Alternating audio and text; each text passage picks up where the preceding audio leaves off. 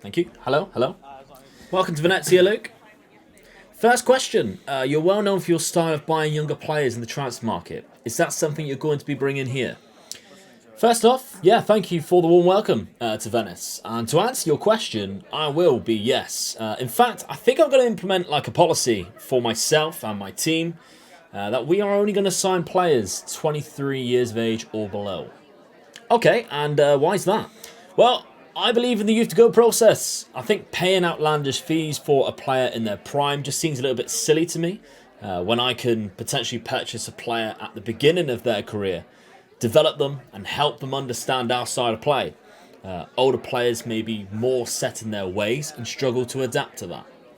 And what is that style of play with this newly promoted team? And do you have any transfer targets in mind? I think it's too soon to suggest any names as of yet, of course. Everybody knows I have a big list of favourable talents. But the style of play we'll be playing is going to be entertaining. Attacking football that I'm sure will evolve during my time here. Different shapes, different formations. You mentioned your time here. What is your target and goals as Venezia manager? My target is to bring the Champions League to Venice.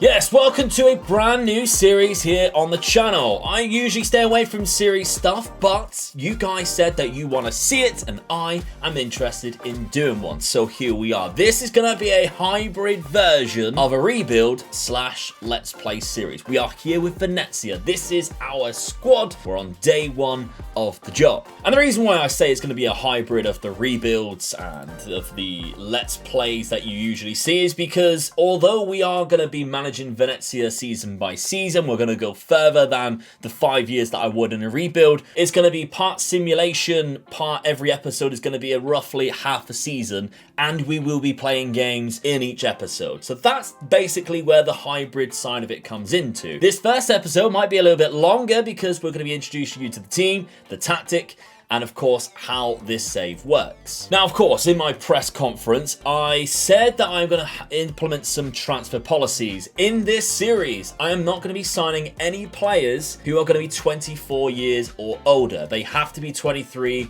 when I click confirm on the signings. Very similar to the youth to go process we've done in the past. But for Venezia, I mean, the club culture that they have here, play defensively solid football, that's not happening. Hopefully around about a few years time, we can get the club culture to say something about signing youth players. And it's going to be very much like the Red Bull way. That's kind of what my thinking is here. I've kind of been fascinated by that. Signing players at the start of their careers. That's where we're going with Venezia here. Now, a little bit of history here. We've only ever won one Coppa Italia, never won a Serie A, never won a European trophy. That, of course, is the main aim. This series will stop once we win the Champions League. And of course, we're going to be doing it every 6 months or half a season per episode. So we might get there a lot quicker than what you anticipate, and we'll be playing some games. So let's take a look at this team then, because finances, we only have £2 million in the transfer budget with no wage budget. And squad-wise, we do have a lot of loan players. And we are going to be relying on a lot of loan players because of the money is not the greatest at Venezia at the start. And even in Italy, it's not that great. So that could be where we could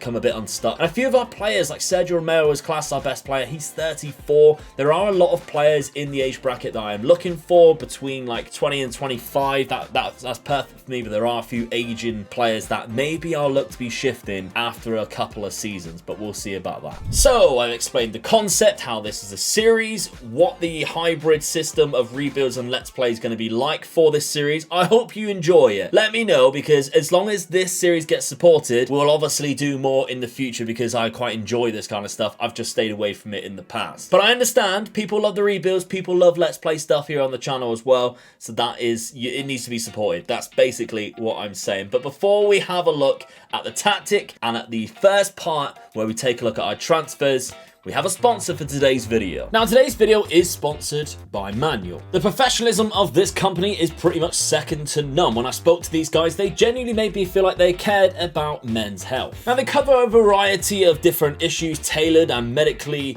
approved treatments for things such as sleep health, skincare, hair loss, which I know a lot about, and something that men seem to find difficult to speak about or maybe feel embarrassed or ashamed about, erectile dysfunction. And it has become increasingly difficult to go and see your local GP, something that I found recently as well, and that's why I think manual is absolutely brilliant, because it will save you a lot of time and money with their specialized clinicians at hand. Now, statistically, 50% of men suffer from baldness, and if you take my group of friends, try 5 out of 6. But manual can offer personalized treatments against pattern baldness, and it only takes 2 minutes a day to maintain the treatment. And I've got some of the treatment here. There's a shampoo, there's vitamins, etc. It's all absolutely fantastic. Now, the guys at Manual have given me a cracking offer for you to get 50% off your first hair loss treatment order using my discount code. I'll leave the link down below in the description, but honestly, if you suffer from hair loss like me or any of the other problems I mentioned earlier, check out Manual. They've been fantastic to work with, nothing but great things to say about them, and not only would you be saving a massive discount and getting medically approved treatment, but you will also be supporting the channel too. So thank you very much, Manual, once again. Now, while I was telling you about Manual, behind the scenes, manager Luke was going through the pre-season, and we're here. 1st of September 2021, we have done the transfer window, and you can see our transfer budget is no longer the £2 million. The wage budget is slightly up, but we haven't brought any other players in. If I take a look by date here, these are all the players that have been brought in already, Venezia's club at the start of the season. What I have done though is I've gone through the staff and I've implemented a few key staff members that I want to bring into the club, including a better assistant manager and of course that technical director, which will really help me behind the scenes. Abubakar Ba. Great name. And the reason for that is if you take a look at these graphs down here, we are probably the worst club in the league for our staff members. We want to be the highest. That's our main goal there, because I mean, we all know too well, a club that is well run behind the scenes, on the pitch is going to be a lot better as well. That's what I'm trying to do here. It goes all the way down through the club. I want hard working staff members because I want hard working players as well, and that's something we might see going forward in the future when we start making signings. But let's take a look at the tactic then, because I need to talk to you about this tactic and what we are going to be playing in this first episode, the first half of the season. Now, it's a 4-3-3 in its very much simplicity. As you can see, we're using inverted wing backs because they sit around about here when you're on the attack to help the deep line playmaker who is on defend. We've got central defenders both on defend, and we've got a goalkeeper on defend. In the middle though, we've got a box-to-box midfielder who's going to be bombing up and down. We're going to go for instructions a little bit, and we've got Mazzala on attack in Busio, who I want playing there as much as possible. A little bit further forward though, 2 inverted wingers, 1 on support, 1 on attack, and we have a poacher role, probably my new favorite striker role, in Forte, who is a very good striker for this league. Great finishing ability, some decent physicals there, and a good off the ball. Bit of a towering figure, 28 years of age now, so we need to make the most out of his career while we still have him. So, the tactic itself. Now, what I have been doing is playing around with some of the instructions that you can possibly do on Football Manager. And if we take a look at this, if we go on to like pass and directness, this is set to standard. The reason why I have that set to standard is because then you can kind of change things around in the roles here. As you can see, the box-to-box midfielder, I want it shorter. The Mazzala on attack, if you go to that, I want that shorter too. But when you take a look at the deep line playmaker, I want that to be a lot more direct. So if the deep line playmaker picks up the ball deep and he can see a run through the inverted winger, for instance, he can ping a ball long. But if you take a look at the defenders as well, pass it shorter, close down less. We're going to talk about pressing in a second. Inverted wingers, pass it shorter. This inverted winger, pass it shorter. And of course, up front, we don't really got anything on that, but shoot more often, mark tighter. I want that guy right up there in the box. He is going to be our goal threat. So we've played around with the directiveness, and if I do remember, I'll try and highlight that every season to see how much that changes. So in possession then, of course, we are attacking mentality. I prefer that. Not a lot selected. We've got higher tempo. In transition, we are counter press, but we're not countering straight away. We're going to try something here. We're distributing the ball to the fullbacks and the centre backs by rolling it out.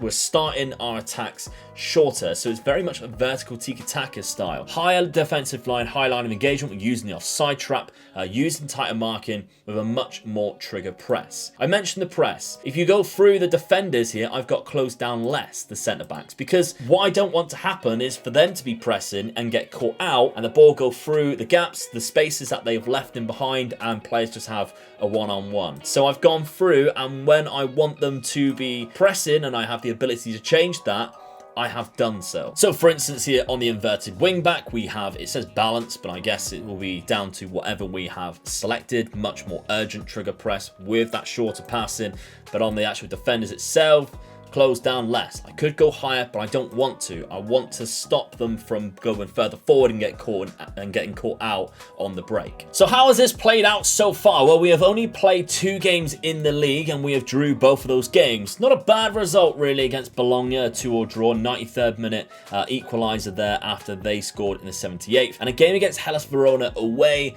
0-0 draw, a difficult one to be honest. In friendlies though, it looked like we got a 10-1 win here, and in the Coppa Italia against Spa, we won on penalties. But during this time, this is when I was starting to develop the tactic and see what was working and what was not. So what is going to happen now? Well, I'm going to basically simulate this first season by going on holiday, using the tactic, using those 2 players in there like we would for a rebuild, but we're going to be coming back, and we're going to be coming back to play this Atalanta game on the 22nd of December 2021. So I'm excited.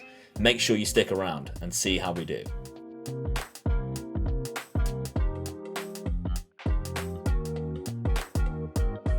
Right, 23rd of December, we're back. Let's take a look at our results then, because schedule-wise, we started off really poorly, in fact. I mean, we did have a difficult run. If we look after those 2 games, which we've highlighted already, we had a 0-0 draw against Lazio. That's actually a fantastic result. And a 0-0 draw to Sampdoria in September, but a 2-1 loss to Inter and a 2-0 loss to Juve. We're not getting battered, and that's why I think it's the most important thing here, because the next game against Udinese is when we started kicking into gear. 4-0 victory. Again, though, we had 2 difficult results, because remember, we're newly promoted Venezia. Spezia, a game we should definitely be winning. A great 2-0 win there. Francesco Forte with 2 goals. And if we take a look at our November, again, I think that's a quality November, because a 2-1 win to cap it off against Milan at the San Siro is a fantastic result. 93rd minute winner there. We had a 1-0 loss against Roma, a 2-1 win against Genoa, and a 1-1 draw there against Salernitana. I think that's right. So Frank Kessie scored a penalty first off against us in this Milan game, but we equalised very early on in the second half. What a ball that is through to Peretz. Good run. And was that a deep line playmaker? I think it was. Busio hits a free kick. Unfortunately, it hits the bar, but our defender comes in and heads it in the net. So a fantastic result, really. And again, I want to highlight that second goal, because I mentioned, didn't I? The deep line playmaker, when he picks it up, has more direct passing. Look what happens when the deep line playmaker picks it up. We have our box-to-box midfielder making runs. We have another guy making a run here. This guy's poised, ready to make a run. That's the box-to-box midfielder. He's got time and space, and he picks out that for an assist. Perfect. The tactic, I believe, is working. We have one of the worst teams in the league, and yet I think we're overperforming. Now, in December, we started off with a 2-2 draw against Torino, a 1-0 loss against Empoli, 3-2 victory against Cagliari. Hellas Verona, we defeated them again on penalties in the Cup, and Napoli, a 4-2 loss against them, but we're not expected to beat Napoli. We do have Atalanta today, and they are currently sat in 6th place. Where are we though? Because we're down in 14th. Now, I don't think that's too bad, and in the grand scheme of things, we are far off from relegation. 21 points we have, 13 is relegation. If we take a look at like the club info, or the club vision, sorry, we're predicted to finish 19th, but for this season, fight bravely against relegation. We are definitely doing that. We're working within the wage budget. Everything seems to be happy. B+. Now, the team that we are going to be using against Atalanta, we have a couple of injury problems for us. First, Ethan Ampadu is out, and our main striker, Forte, has picked up a bit of a knock. He is not going to be back until we go into January. 5 goals he has for us so far this season, but Thomas Henry, who's coming in for him, also has 5 goals this season. This is what we're looking at right now. So we've got a few players missing that we would be playing, but I am quite happy and I'm quite confident that we could potentially cause an upset here against a very good Atalanta side. We know how decent Atalanta could be, and in this first season, of course, they're sat in 6th place, where you maybe would expect them to be. They have, of course, been dotted around the top half of the table and even Champions League spots for a while, but their team can sometimes drop off because of how good the rest of Serie A can be. So, first game, fingers crossed. Okay, corner very early on, 46 seconds in, and our keeper Romero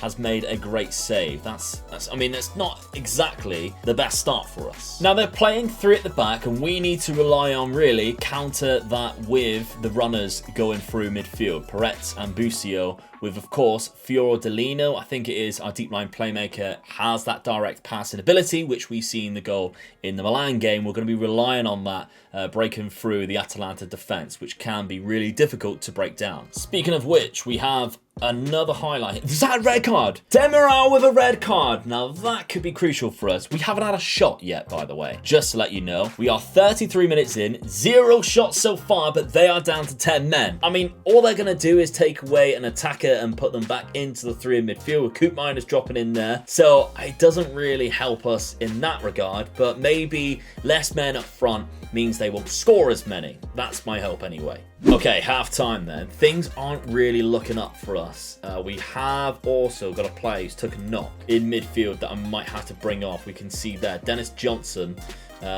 Injured, but feels like he can carry on. He's actually having a bad game as well. We've got Arnold Sigurdsson on the bench, who I think is a quality player. You might have remembered him from last year's game being a bit of a wonder kid. He's not as good this year, but he is still capable enough to maybe cause some damage. Can play in that number 10 role as well. Now, Dennis Johnson is a good player. We can see here some of his attributes are fantastic. Around about the right age group as well, 23 years of age. So I want to be giving him as much game time as possible. But he's picked up a knock, and it's time to make that change. Everybody else seems okay. So through that second half then, we need an opportunity though, because I do think, I mean, our striker Thomas Henry, not Thierry Henry, I do think he's got a goal or 2 in him. He scored 5 goals so far, and he hasn't actually been our number 1 striker. So let's hope we can pin our hopes on him. Right, 63rd minute then. I'm a little bit worried because we're not really creating a lot of chances. We can see the inverted wingbacks there taking their position on the inside. Alongside, there's a lovely little ball to Busio. But can he pull it back to somebody? There's Sigurdsson. Cuts it back. Henry. That's the chance. That's the chance that I mentioned, Thomas. That's a big, big miss. I'm so disappointed with that. We got another injury as well. Amaru, who I think he's like our best player as well. Aramu, who on that right-hand side. Number 10 as well. Right, okay, let's find who can play in that role. So Bjarkson can also play there. I'm still getting used to this team. He's nowhere near the quality. Is Sigurdsson better on that side? He's got a weak left foot, and we are using them to cut inside, so probably not. We might just have to go along with this and just see how we go. I mean, we're struggling in midfield here. Peretz might be another guy that I bring off. For this man, Doman, who comes on. He's quite a good box-to-box midfielder, I think. He has the attributes that I like. Shoots from distance is not the best thing, but yeah, he bombs forward, the Slovenian. So he is an option to bring off the bench here in that box-to-box midfielder role. 2 subs to be made, but yeah, a big opportunity there wasted. Now, they haven't created a lot of chances since that corner ball, but they do have the ball now, Atalanta, and they have some quality players to be dangerous. That's a bad miss from Muriel. I think that is a weird highlight. We're going to have one straight away. The Romero passed it there. We're playing out from the back. Haps has got it wide. He's also got a knock as well. A lot of injuries here. Malinowski's closing down, but Sigurdsson's picked it up. We need a long side. We need a bit of a runner there. Nobody was running. Nobody was making that run for the direct pass. Here's deep line playmaker again. He's being closed down now quite often when he does pick it up, so he can't ping that direct pass over the top to start kind of like an attacking counter-attack that we have. Henry's quite a big guy, but he's lost out there. Muriel is in. He's cut through the defence. That is a block, I think. I'm not even sure how that happened. But again, I think they're just giving us any type of highlight now because there really isn't much going on in this game. And it's forced me to make some changes. If you take a look what we're doing in possession now, I've made a few little tweaks. So we're going to go for an extremely high tempo. We're going to start hitting those early crosses with floating the crosses because Henry's a bit of a big guy as well. 6'3", very good jump and reach and good in the air. So, I mean, pinging the ball up to him is going to be great. And I've also selected pass into space because that is what will be happening if our deep line playmaker picks it up and sees a direct pass. So we've only got 10 minutes to play. Let's see if those changes make any changes for us on the pitch. Straight away, we have a highlight. If this has something to do with an early cross, I'm a tactical genius, I must say, but it does look like Atalanta do have the ball. They've pinged it straight to us, though. Our right back's picked it up. Now, this is good. I need to learn some of these player names, but they are difficult to pronounce, so forgive me. There's a nice little early ball for the inverted wing back. Cuts it back. He's lost it though. Malinowski's picked it up. The pressing needs to be better. Luis Muriel, he's so fast. Please, no. Oh, it's a good save again from Sergio. He's made a couple of them. He's kept us in the game now. I mean, holding out for a draw is not a bad result. At Atalanta as well. This would actually be a fantastic result if we can hold on. But there is time for more highlights. Haps has won it for Sigurdsson. Then we've got a couple of bit of an overload here. There's Busio. At the back post if you can. He's free in the box. Henry, he's missed it. Musso saved it. Oh, Henry, you've had two glorious chances that you've wasted. Hats gets it in. Henry again, and Musso makes the save. It's unbelievable. It's carnage. Oh, he should have at least scored two. Another corner. Can we get him again? There's Henry. He's hit the bar now. What is happening? 3 chances in the space of a minute, and Henry has missed all 3. Oh, it's so disappointing. 5 minutes. And now I feel like the draw is not good enough. I feel like we should have took all 3 points. 2 minutes, 1 minute to go. And Atalanta, you've got away with that one. 10 men Atalanta, you have got away with that one. You are so lucky. I am so disappointed that we haven't took away 3 points. I'm still going to say well done because performance is there. Thomas Henry gets a 7 rating. Should he be? Should he be? I don't know. But we'll... Oh, I'm so disappointed with that. I mean, we do go up into 13th place. We've got equal goal difference. Everybody's played 19 as well, which is good to see. So we can kind of see this is a very fair example of where we're going to be in the league now. But yeah, what do you think? Let me know down in the comments. Smash a like on this if you can, because it's our first episode. I hope you really enjoyed it of our new series. We're going to be back tomorrow and Friday. This is going to be a series going to be happening 3 days a week. So I'll see you then. Bye-bye.